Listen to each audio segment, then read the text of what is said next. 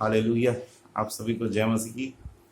और मैं परमेश्वर पिता का धन्यवाद देता हूँ कि प्रभु ने आज सुंदर समय दिया कि परमेश्वर के हम सम्मुख आए और उसकी महिमा करें और उसकी आराधना करें और हम उसके वचन को सीखें और उसके वचन को समझें, क्योंकि परमेश्वर हमसे ये चाहता है कि हम उसके वचनों में बढ़ें। जो परमेश्वर का वचन है वो जीवित है, प्रबल है, दोधारी तलवार की नहीं। वो हमारे गांठ गांठ और गुदे गुदे को छेदता है और मन के विचारों को जांचता है। और परमेश्वर का वचन यदि एक व्यक्ति के, एक मनुष्य के जीवन में आता है तो परमेश्वर का वचन उसके जीवन में बहुत सारी बातों को लाता है, उसके जीवन में परिवर्तन को लाता है, उसके जीवन में एक उन्नति को लाता है। हालेलुया। और मैं आपके लिए एक वचन को पढ़ना चाहूँगा जो कि पाया जाता है यिर्मयाह 33 उसका 3। मुझसे प्रार्थना कर और मैं तेरी सुनकर तुझे बड़ी बड़ी और कठिन बातें बताऊंगा जिन्हें तू अभी नहीं समझता। हालेलुया। परमेश्वर का वचन हमें सिखाता है प्रियो कि मुझसे प्रार्थना कर। प्रभु ये हमसे कहता है कि मुझसे प्रार्थना कर। प्रभु ये आज्ञा देता है, मुझसे प्रार्थना कर। हालेलुया। लेकिन आज क्या हम प्रार्थना कर रहे हैं? क्या आज हम प्रभु को पुकार रहे हैं? कि केवल हम जब समस्याओं में घिरते हैं तब हम प्रभु से प्रार्थना करें, कि केवल हमको जब जरूरत रहती तब हम प्रार्थना करें। लेकिन प्रभु ये कहता है कि हमें हर पल हर समय उससे हम प्रार्थना करना है, हमें प्रार्थना करना है।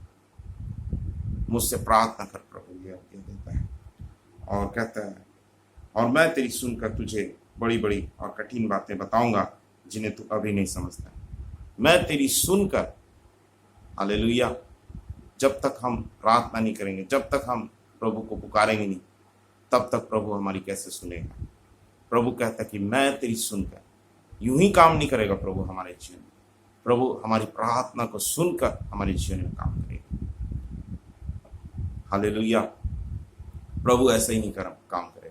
प्रियो, आप एक मनुष्य सोचता है कि वो प्रभु उसको जानता है, प्रभु उसके जीवन के बारे में जानता है, प्रभु उसके लिए करेगा।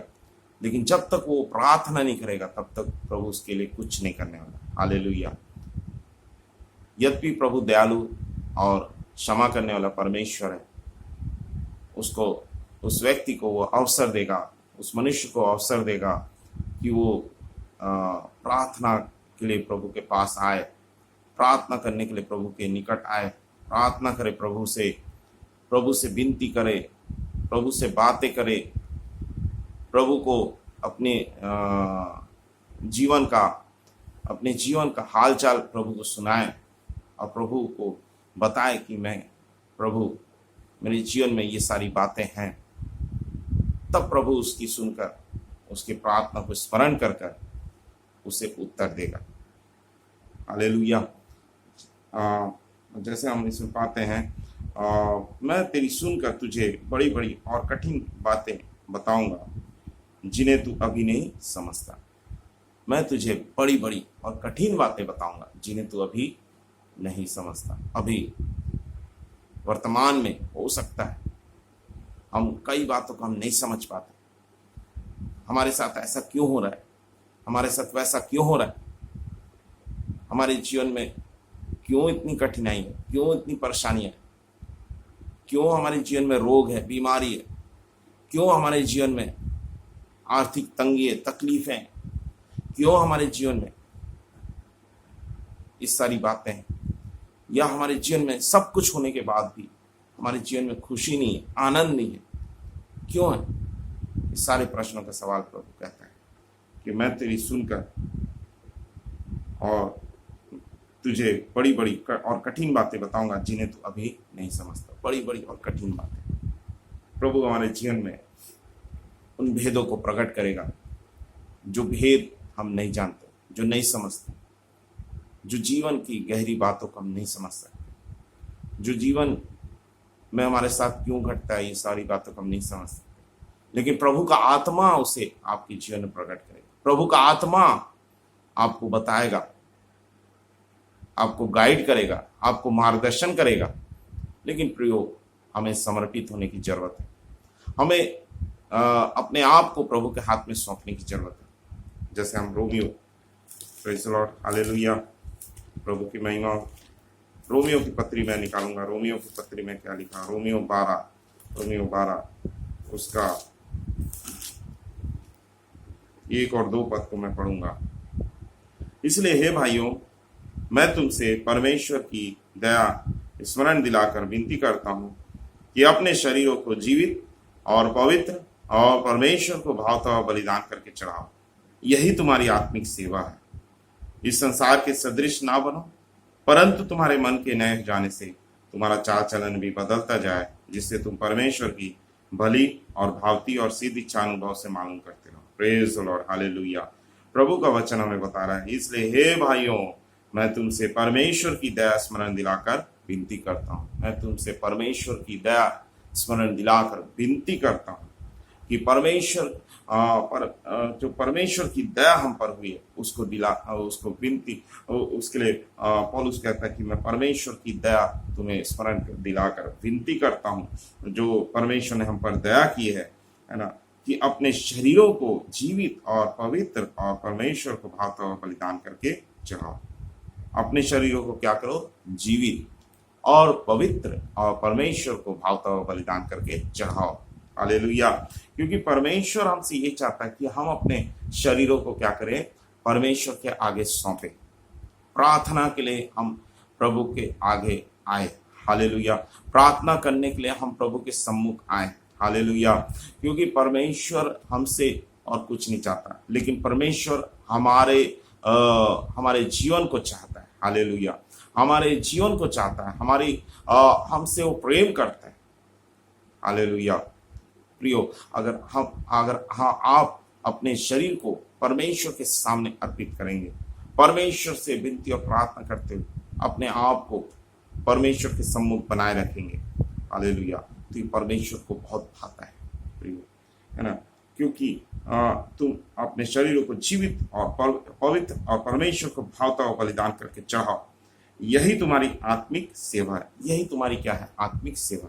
सेवा लोग सोचते हैं कि मैं बहुत सारे दान करूंगा, या मैं दान करूंगा तब प्रभु मुझसे खुश होगा, या मैं कुछ ऐसा मतलब ऐसा कुछ प्रचार करूंगा, या अपने आप को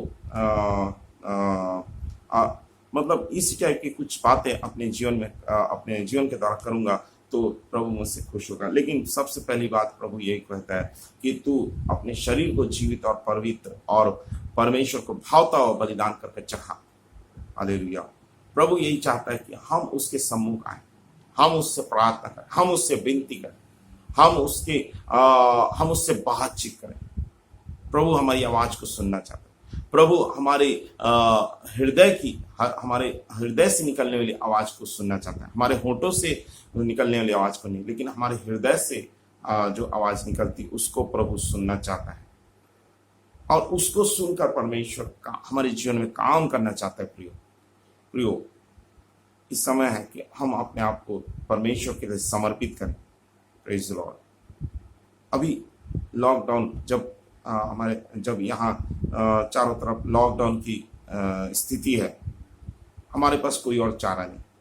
प्रियो, ये सबसे बड़ा और सबसे सुनहरा अवसर है हमारे जीवन में कि हम प्रार्थना का जीवन जिए।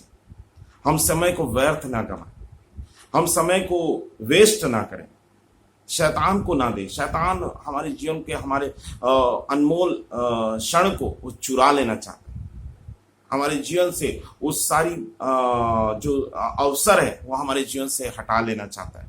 वो चाहता है कि हमारा टाइम वेस्ट हो जाए, हमारा टाइम प्रभु में ना हम देकर हम व्यर्थ की बातों में अपना जीवन को गंवा दे। हम प्रार्थना का जीवन न जीकर हम सांसारिक बातों में, टीवी में, अभिलाषाओं में, और भी मनोरंजन में, घूमने फिरने में और गपशप में और इसकी उसकी बुराई करने में, इसकी उसकी चुगली करने में और फोन में बातचीत करने में हम समय को गंवा दें।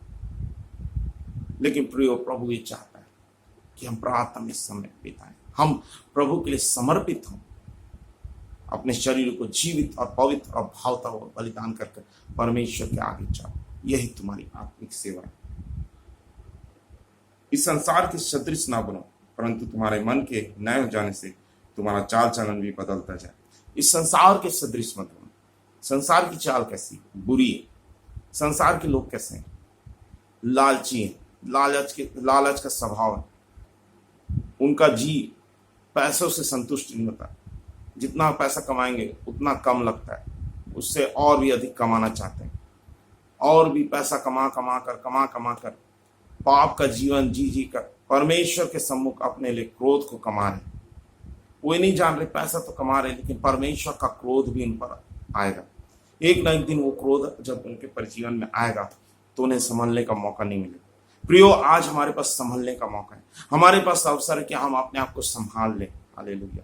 हम अपने आप को परमेश्वर के लिए, परमेश्वर को भावता हुआ करके बलिदान करें। आज अगर कोई मेरी आवाज को सुन रहा है, यदि इस वीडियो के माध्यम से कोई मेरी आवाज को सुन रहा है, तो वो मेरी आवाज, ये मेरी आवाज नहीं, लेकिन ये मान ले कि परमेश्वर उससे बात कर रहे हैं। प्रभु यीशु मसीह उससे बात कर रहे हैं।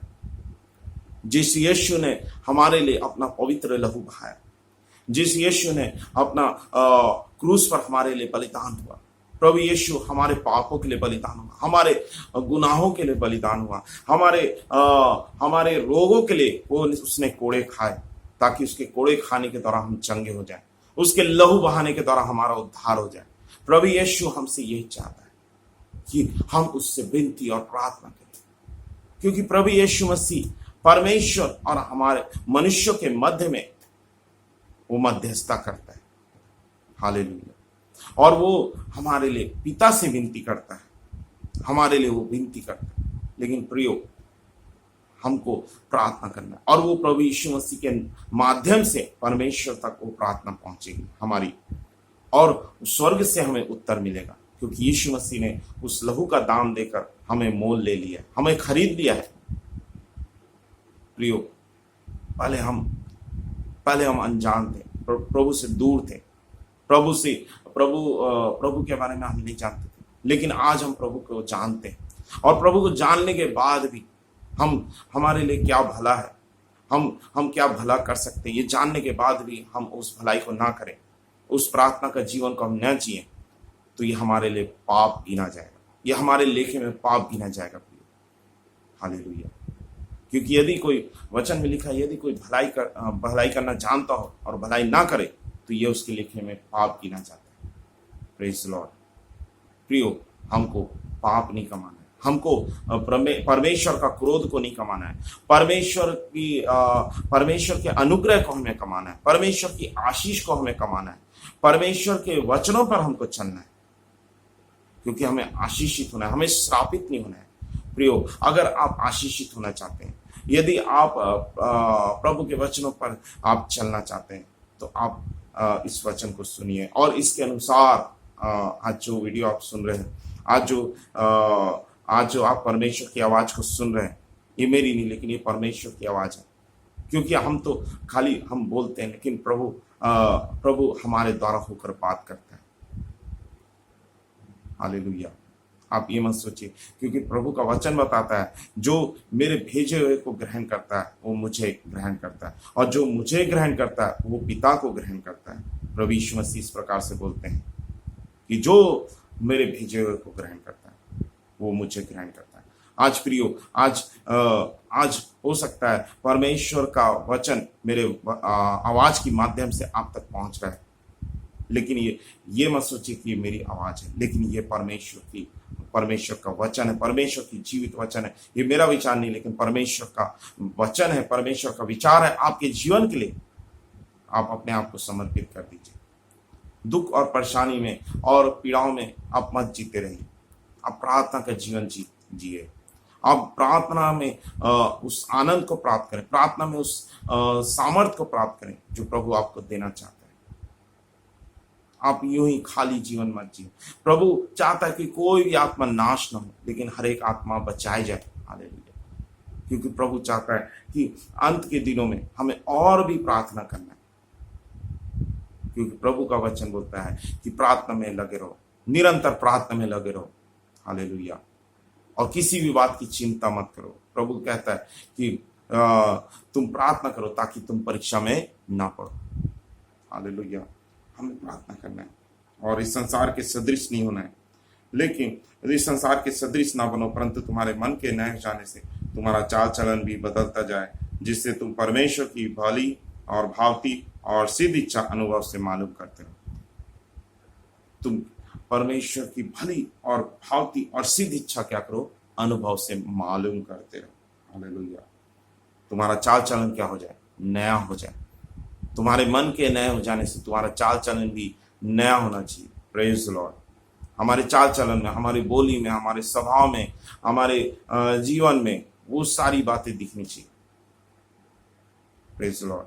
हमारा जीवन ऐसा नहीं होना चाहिए कि हम संसारिक लोगों के समान, जो खाली भोग विलास में लगे रहते हैं, जो खाली अभिलाषाओं के पीछे भागते रहते हैं, जो खाली अपने मन के विचारों में फंसे रहते हैं।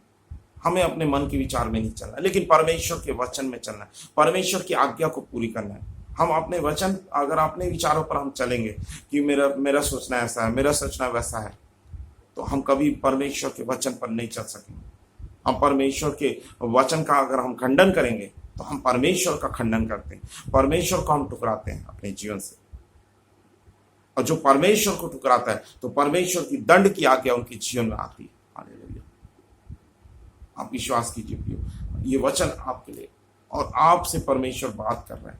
आप आज अपने आप को समर्पित करें, अपने आप को परमेश्वर के लिए समर्पित करें, क्योंकि प्रभु का अनुग्रह आपके लिए काफी है।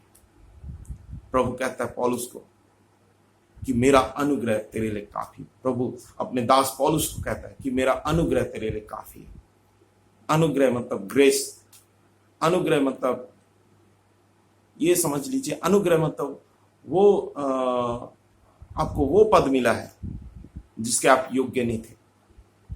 आपको वो आशीषें मिली हैं जिसके आप योग्य नहीं थे, क्योंकि आप पाप का जीवन जी रहे थे, आप पापी थे, लेकिन प्रभु ने आपको धर्मी ठहराया।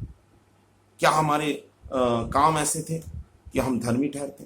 लेकिन ये प्रभु का अनुग्रह है, ग्रेस है कि हम धर्मी ठहराए गए प्रभु यीशु के लहू के द्वारा। प्रभु यीशु मसीह का लहू हमारे लिए प्रायश्चित करता है। देखिए रोमियो, इसको मैं बताऊंगा, रोमियो की पत्री उसका 23 पद। इसलिए कि सब ने पाप किया और परमेश्वर की महिमा से रहित हैं, परंतु उसके अनुग्रह से उस छुटकारे के द्वारा जो मसीह यीशु में सेंत में धर्मी ठहराए जाते हैं। हालेलुया। इसलिए कि सब ने पाप किया, कोई भी ऐसा मनुष्य नहीं कि इस पाप नहीं किया। हर एक मनुष्य ने संसार में पाप किया, लेकिन यीशु मसीह के लहू के द्वारा, यीशु मसीह के द्वारा हम धर्मी ठहरते हैं। हालेलुया। उसके अनुग्रह से हम धर्मी ठहरते हैं, उसके अनुग्रह के कारण हम धर्मी ठहरते हैं। और उससे परमेश्वर ने उसके लहू के कारण एक ऐसा प्रायश्चित ठहराया जो विश्वास करने से कार्यकारी होता है, कि जो पाप पहले किए गए और जिन पर परमेश्वर ने अपनी सहनशीलता के कारण ध्यान नहीं दिया, उसके विषय में वह अपनी धार्मिकता प्रकट करे। यदि हमने कोई पाप किया तो प्रियो, परमेश्वर का वचन हमें बताता है कि उस पाप पर परमेश्वर ने ध्यान नहीं दिया। जो पाप हमने जाने अनजाने में अपने जीवन में किया, उस पाप पर परमेश्वर ध्यान नहीं देता, लेकिन अपनी सहनशीलता के कारण वो ध्यान नहीं देता। अपनी सहनशीलता, परमेश्वर सहनशील परमेश्वर है। वो हम पाप करते, लेकिन वो हमारे लिए अपने आप को वो अपने क्रोध को संभाल कर रखता है। वो जल्दी क्रोध नहीं करता। वो बहुत देर से क्रोध करने वाला परमेश्वर, वो सहता रहता है और सहता रहता है। हालेलुया। कि एक दिन मेरा बेटा वापस आएगा, एक दिन मेरी बेटी वापस आएगी, पाप को छोड़कर वापस आएगी। हालेलुया। और उसे इसमें दिया 25 पद में, रोमियो 3 उसका 25 में, उसे यीशु ने उसे परमेश्वर ने उसके लहू के कारण एक ऐसा प्रायश्चित ठहराया। यीशु मसीह के लहू के द्वारा एक ऐसा प्रायश्चित ठहराया। हमारे पापों के बदले में यीशु मसीह का लहू हमारे लिए प्रायश्चित करता है। यीशु मसीह ने जो लहू बहाया, क्रूस पर जो लहू बहाया, जो कलवरी क्रूस पर जो उस बलिदान हुआ, हमारे लिए खीले से ठोका गया, हमारे लिए कांटों का मुकुट पहना, हमारे लिए कोड़े खाए प्रभु यीशु मसीह ने। जो दंड आपको और मुझको सहना था, वो प्रभु यीशु मसीह ने अपने शरीर पर ले लिया और क्रूस पर चढ़ गया और क्रूस की मृत्यु को सहा और क्रूस के दंड को सहा और थूका गया और लज्जित हुआ और लोगों ने उसे मजाक में उड़ाया कि ये तो परमेश्वर का पुत्र है, ये तो यहूदियों का राजा है, उसका मजाक उड़ाया। लेकिन उसने ये सब इसलिए सहा कि हमारे सारे पापों को उसने अपने शरीर पर ले लिया, ताकि वो उद्धार का काम वो हमारे जीवन के लिए पूरा हो, ताकि हमारे लिए उद्धार का मार्ग खुले, हमारे लिए हमारा उद्धार करता क्रूस पर बलिदान किया, अपना बलि चढ़ाया, वो परमेश्वर का मेमना बनकर हमारे लिए बलि हुआ। प्रियो, आज हमको उस क्रूस की कथा पर विश्वास करना है। हालेलुया। हमें संसारिक बातों पर नहीं लगे रहना है, संसारिक विचारों पर हमको नहीं लगे रहना है, संसार के अभिलाषाओं में नहीं लगे रहना है, संसार की मोह माया में हमें नहीं फंसा रहना है। लेकिन परमेश्वर हमें अपना जीवित वचन देता है। परमेश्वर ने अपने पुत्र यीशु मसीह को हमारे लिए दे दिया, ताकि हम उस पर विश्वास करें, नाश न हो परंतु हम उद्धार पाए। यूहन्ना 3:16 में हम पाते हैं, क्योंकि परमेश्वर ने जगत से ऐसा प्रेम रखा कि उसने अपना इकलौता पुत्र दे दिया, ताकि जो कोई उस पर विश्वास करे नाश न हो परंतु अनंत जीवन पाए। सचमुच परमेश्वर ने हमारे लिए अपने पुत्र यीशु मसीह को दे दिया और वो हमारे लिए विनती और प्रार्थना करता है। तो हमें कितनी प्रार्थना करनी चाहिए, हमें उस परमेश्वर के सामने कितना आना चाहिए, जिस परमेश्वर ने हमारे लिए अपना शरीर दे दिया, अपना लहू बहा दिया, उस दर्द और पीड़ा को सह लिया। तो हमें कितना धन्यवादित रहना चाहिए उस प्रभु के प्रति। हमें वो धन्यवाद रूपी बलिदान हर दिन चढ़ाना है, हमें प्रार्थना का जीवन हर दिन जीना है, हमें उससे डेली हमसे बात करना है, डेली उसको अपनी बातों को प्रकट करना है, हमें बताना है। क्योंकि यीशु मसीह ने कहा है कि मैंने तुम्हें दास नहीं कहा है, लेकिन मैंने तुम्हें मित्र कहा है। और सचमुच में अगर प्रभु यीशु मसीह ने हमें मित्र कहा है, तो हमें उसे मित्र के समान अपना हर एक बातों को प्रभु के पास रखना है, प्रभु को हर एक चिंता को बताना है, हर एक हमारे जीवन की हर एक समस्याओं को बताना है, हमारे जीवन की हर एक बातों को शेयर करना है यीशु मसीह को, ताकि वो प्रभु हमें प्रार्थना में हमारा सहायक बनकर, वो हमारा रक्षक बनकर, हमारा